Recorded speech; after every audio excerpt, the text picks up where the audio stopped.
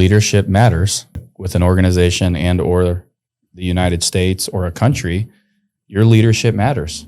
And when you compromise leadership, you get bad results. Mm-hmm. Hello, my friend, and welcome to this Business Monday episode of A Call to Leadership. I'm Dr. Nate Salah, your host, and I'm so glad you are here. Well, this is an interesting conversation that Sam and Travis and I had regarding the president of the United States politics as CEO, the business side of politics. Can we even apply that term? What does it mean? And how do we utilize it when we truly seek for the president to act as someone who is leading the entire nation? Can't wait for you to listen in. I'm Dr. Nate Salah, and this is A Call to Leadership. Are you following the next election cycle? 2024 United States? Of course I am. It's very important. Of course you are. It's an important election we have coming up. It is. Every election is important, right? I think this one's more. Yeah. You think so? Yeah. Yeah. I do. I don't discount that, but what's funny is every year that I remember, right? So elections, take it back to probably 96, right? When Clinton was in, the Republicans had a huge upset and took back the House and the Senate, right? Like every election since then, I remember has always been, this is the most important election of our life, right? Like they always add, now this one is super important, but the last one was super important. But it is what people say. And the one before that was super important. They're all important. Every decision we make is important. Like every, decision we make as a country, every decision we make as entrepreneurs, every decision we make as fathers, are important, right? But there is transitional 1,000% impact here, there's right? That this next election is gonna, because you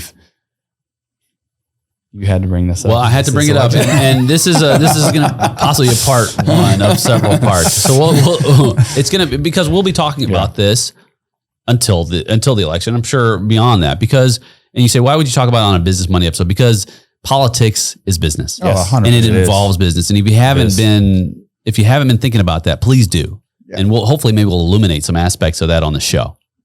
Before we really dive into politics, can I just say that the one depressing thing about this election is, can we not find anybody younger than 80 years old to run our country? So can I that's a good segue. I mean, I would like seriously, to, like how many Fortune 500, even go 500, don't even go 50 or 100. How many Fortune 500 companies are run by an executive that is older than 80 years old?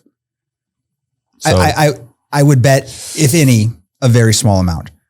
But you have the largest corporation in the world, the United States government. So let me, that was a very good segue. Did you just read my mind? I always read your mind. Okay. Yeah.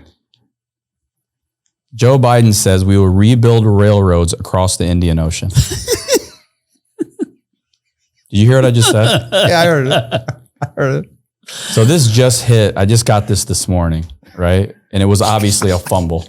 Okay. It's shocking. He wanted to build a railroad somewhere else, but the Indian Ocean was. You can't make this stuff up. Okay. We have plans to build a railroad from the Pacific all the way across the Indian Ocean. Okay. Now, is this a bad dream or what? This is so. I mean, to play counter to you, the other 80 octarian, is that what 80-year-olds are called? Octarians? So. Okay, so the other octarian was just indicted on 37 conspiracy charges in the federal government. Incidentally, as you unroll this, I don't think this is, by the way, this is going to be a multi-part episode, just saying, because this is juicy. Just to answer your question, I looked it up. Thank you, AI assistant. 0 Fortune 500 companies run by CEOs over 80 years old, according to a report by Forbes as of the end of year 2021. Interesting. Indicated as relatively rare for an individual, obviously rarer than relatively rare. It's not possible currently for at least of that year. Individual over 80 to hold CEO. The average CEO age in the U.S. Take a guess. What you think the average CEO age is? 40s. I'd say mid 50s. 59. Is currently around 59 years old. To your point. That's older than I would have thought. You got to think they had to have the experience. You know what I mean? Like, no, but I figured, you got a lot of experience mid to late 40s. I mean, depending on how your career was, but so my point was, we have two at least the people that are in, the limelight are two very bad choices. The two leaders of the two parties. No, right. Right. So, I think we have, I think DeSantis has some legs for what he's done in Florida, in my opinion, which, may ruffle some people. But at the end of the day, I feel like I'm endorsing him officially right now. Well, have you? Yeah. So Kennedy now in the mix, which which to me, right, is good. Right. It is good. So, but again, why I said this is that important, and I'm not going to go into this is the most important election of our lifetime, but I do think that this election is more important than probably the last, good number in the past. I don't know how far back you want to go, but I mean, this is, I feel like if we get a president that doesn't know what's happening. It's a defining moment for the country. It's a defining moment. Yeah. Yes. And I don't think this is a left or right thing. Like if the guy on stage was on the right and he was talking this way, I would have the exact same thing to say. You know what I mean? But we need to make a good choice this next election. Yep. Which is, you mentioned this is the start to this conversation.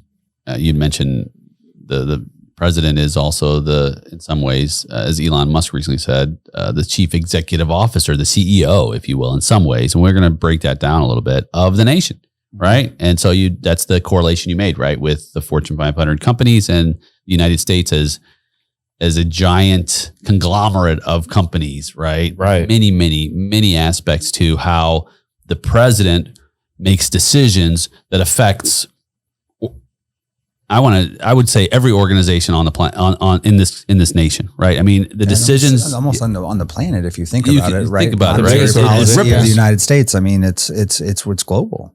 It ripples. Yeah. So leadership matters, and with an organization and or the United States or a country, your leadership matters. And when you compromise leadership, you get bad results. Mm-hmm. Agreed. Which is, I mean, are we surprised? Are you surprised? I mean, I'm not surprised. I mean, I'm not surprised where we're at. What are you saying? Are we not in a good place right now? No, things are great, man. We're booming. We're coming back. No, my point is no, they're not great. And I think we have to be real with where we're at. And I would be, trust me, if there was a great president that come out of, the Democratic reigns, that anything is better than the guy in the White House right now, specifically. And don't say anything. And the other don't say guy. anything because, hey, be careful what you say. I didn't think that could happen. You know what I mean? Be careful what you say. Yeah, but I mean, I don't want another election with Biden and Trump. I don't. No. I mean, at some point, right? I mean, younger generations have to step up and take charge. I mean, it's time. It's past time, right? And I think if this was a traditional business organization, the board would vote this CEO out. Right. Right. I mean, simple, right. Cut and dry. Like there's no hurt feelings. Like did a great job. It's not a fit anymore. You know what I mean?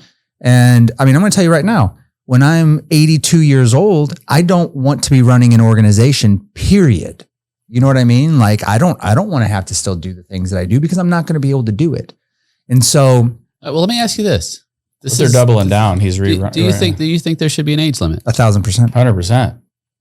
Yes, I think there should be term limits. I think there should be an age limit.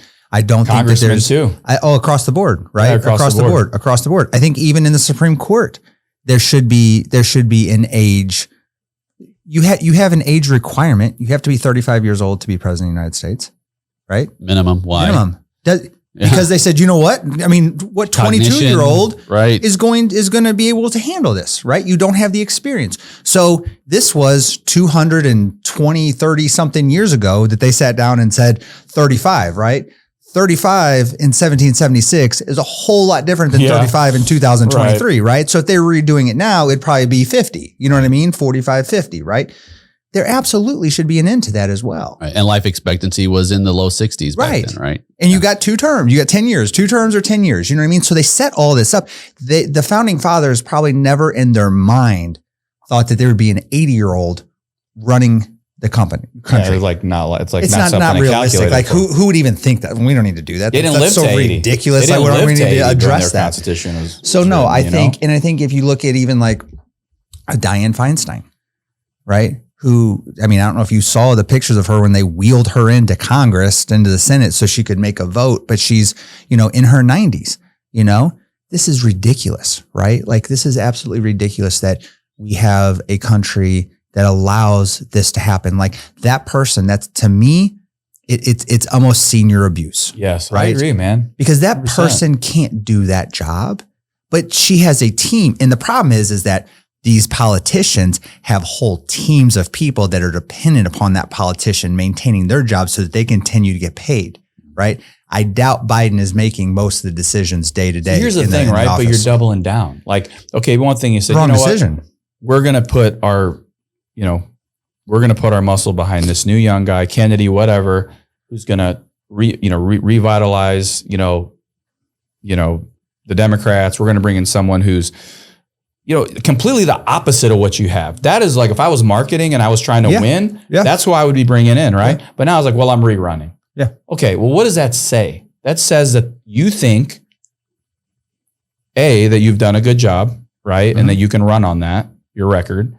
And B, that the American people are just going to fall for it again. And I feel like that's where we're at. I feel like they don't have, they feel like we can be easily swayed. I think if you have a Trump-Biden election, right, the never Trump voters are going to vote for Joe Biden. That's the only reason why Biden is running. If Trump wasn't running, Biden probably wouldn't run.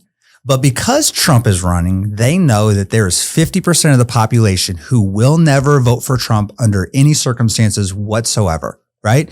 So we're going to put Biden in because why ruffle any feathers? You know what I mean? It worked before. We already know the chances of Trump actually coming in and doing something probably aren't there.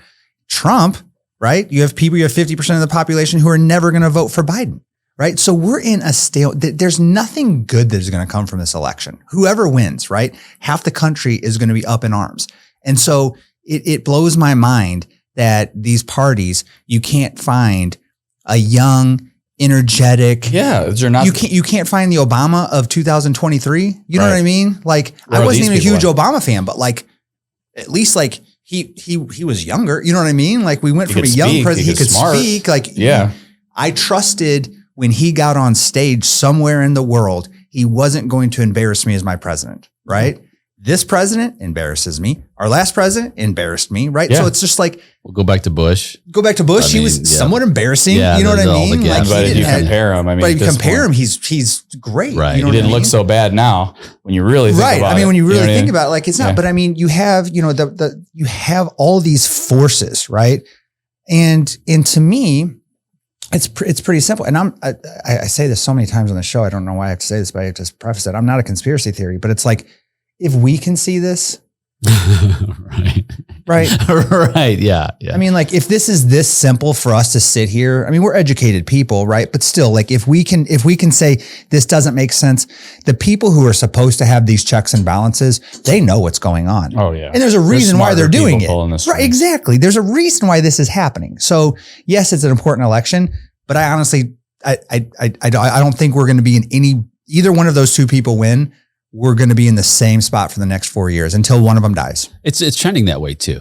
I mean, if you look at the polls, you look at even on the Republican side, right? It's really bizarre too, because so many people are like, we'd rather have somebody else in, but then he's got, I don't know what the number was last time I checked, 46% of the Republican, the primary, at least projections. But you make a good point, because there's been conventional wisdom that's said in politics. Incidentally, by the way, George Washington was 57 years old when he was elected president, and it was considered old, right? Yeah. So anyhow, just saying. So the conventional wisdom is that people are elected based on seniority and the fact that they've been in the public eye, right? It's your turn, so to speak. Right. And so there may have been someone else who may be better qualified, but because the general public has seen you longer, they trust you more, simply for the fact that you've been in the public eye. But you mentioned something that's very important, because you mentioned Obama, who was not in the public eye. In fact, nobody knew who he was in politics. And we remember him junior senator, right? Yep. We didn't know who he was, but through his campaign, he gained steam over someone who you've seen in politics, Hillary, for what? Since her husband was president. And Trump is a little bit different because you'd seen him in the public eye because he's been a public figure. But I guess the point I'm making is that we can't don't make an excuse just because someone has been in the public eye that you're automatically disqualified from becoming that person who will stand out. There should be nobody's quote unquote turn to be president of the United States, right? Right. That's not a job that somebody you earn, right? That's right. You campaign, you have good ideas, you come in and that's why it's crazy to me. Like I can't fathom in my mind, and I don't know enough about, governors, but there's not a strong conservative leaning Democrat who checks like all the boxes. I mean, if there was a centrist who came in and ran, they would win. Like they would win because you have the country is so polarized. You know what I mean? There's somebody just came in and just had common sense. There's people. So like from North Carolina, what's a senator from North Carolina? African-American senator. Tim Scott. Yeah. He's pretty much down the middle. He is. Yeah, but he won't. I have a lot of friends that are Tim Scott fans, but I'm like, it's not a chance. Yeah. So like the only person that even is on the radar to dethrone Trump is DeSantis. So like you're either going to have to decide. Yep. You may not like either, right? But which one do you dislike the least? And that's what I asked my friends on the left. I'm like, okay, well, if you don't like DeSantis for X, Y, and Z, are you willing to accept Trump for X, Y, and Z? You know what I mean? Mm-hmm. And I think for the country, I think DeSantis is a better overall. I mean, obviously, I'm not a Trump guy, but DeSantis is presidential. I think he's done some good things. I think he has a record to run on. And if he loses, fine, against someone who's not Joe Biden, right? But again, if we as a country double down on Joe Biden again to be our president, I have some serious questions about ourselves as an identity. Like, how do we look at America in general? Like what's the perception to where we think anything's, that this decision is better than the alternative? Right. You bring something up that's important. You use the word presidential. And actually, in fact, before you're speaking it, I was typing up different qualities that are generally associated with what it means to be presidential, because that is also decision making for people, right?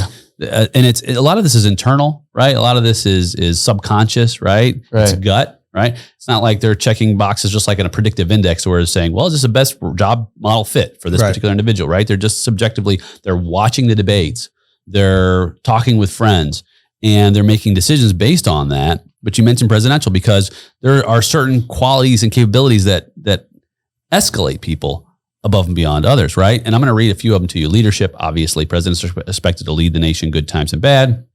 Inspiring people. Forging coalitions, managing conflict, promoting a shared national vision, ensuring national security. 1, good communicator. Presidential candidate must have the ability to speak clearly, persuasively, especially in front of crowds, right? In debates, strong writing skills, speeches, although they don't have to write their own speeches.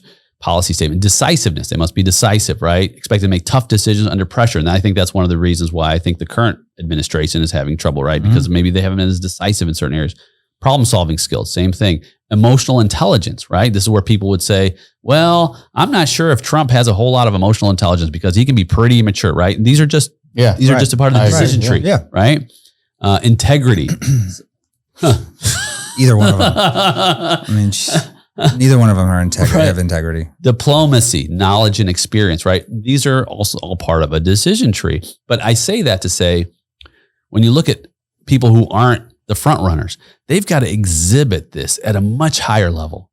They've got to come in stronger in some of these key areas because it's really difficult. It's like a tide that's coming in, right? These incumbents, if you will, are a tide. And man, you ever watch the movie Castaway, where he's trying to get over that tide, right? And he can't get over the tide. This is the challenge with these individuals. They may be better, but the tide is so strong that it takes, if you will, an Obama type, right? Yeah, I agree. Who can overcome that tide. Yeah, and I think, just our reaction both to the integrity question, right? We have the two front runners. We just said they don't have integrity. The president of the United States. this is where we're at. And elections matter. Yeah. Elections matter. But choices matter too. Choices you matter. know what I mean? And the problem is that like I have never, 43 years old, I have never walked in to vote for a president and been excited about my choice. I have always voted against what I thought was the greater of the two evils which were presented to me. Against your own I just values. want one election in my lifetime where like I am excited. So, Nate, what are you doing this to vote- election? Because I to think vote for we would somebody. get behind you. Yeah. We would get behind you. It ain't happening. Not for $335,000 or $400,000 a year. Right. But you have to really want it. And I appreciate what you said because we have a choice. It's so important as we at least close this first segment of this conversation, as we move into some political aspects. As an entrepreneur, you say, what does it have to do with business? It has everything to do with business. We're going to talk a lot about that. But just laying a foundation, we have a choice, and that choice requires responsibility, right? Do the homework, do the due diligence, right? Vet those individuals out. Go beyond the pomp and circumstance. Go beyond the smoke and mirrors, right? Look deeper, because as American citizens, we have that obligation to make a difference with the one vote that we get. Yeah, agreed. Yeah. And so as we close this episode, I'm just going to ask, not that you would vote for this person, and we've got a long way to go, but as of today, the recording of this episode, who do you think is going to win?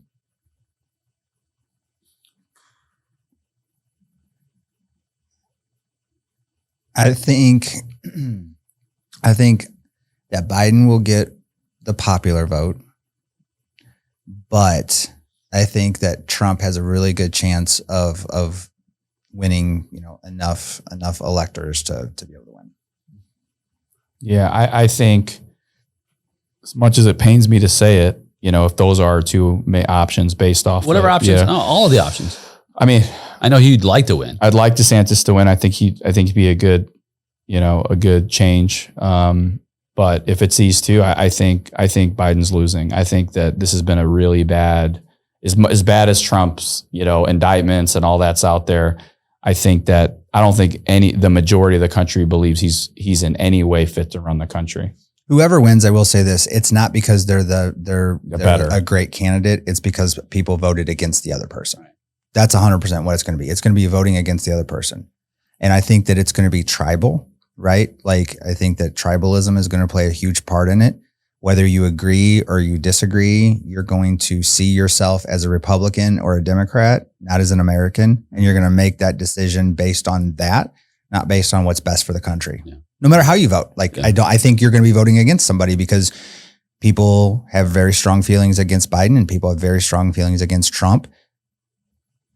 And that's how it's going to work out. And it's a sad state of affairs that's where our country is at this point. Yeah. Well, hopefully we can help to make a difference to where we can make some change. I am unclear on who I think. I'm not sure at this stage of who I think may win this election. I think we may have some surprises, and I hope so. I hope so. That's what we both hope for. Because the thing about, if you look back at Obama, right? Like nobody saw him coming, and nobody saw Trump. Like if you go back, even when Trump won in 2016, it happens. He had 1% of the vote right now at this stage, right? So it does happen. We thought it was a joke. Right? And I think he probably thought it was a joke too, right? I mean, it was a great marketing ploy. You know what I mean? Let's be real. He is a businessman first. But I hope there are some massive surprises and somebody wins that we don't even think about right now. Time will tell. Yeah. Well, my friend, you're going to have to wait until next week to tune in to hear about the meetings and the people and the stellar teams we create by eliminating the waste of waiting. But you don't have to wait to hear the show again, because this Wednesday, an expert will come on to talk more about leadership. I'm so glad you're here. You mean so much to this program, and I can't wait to be with you again.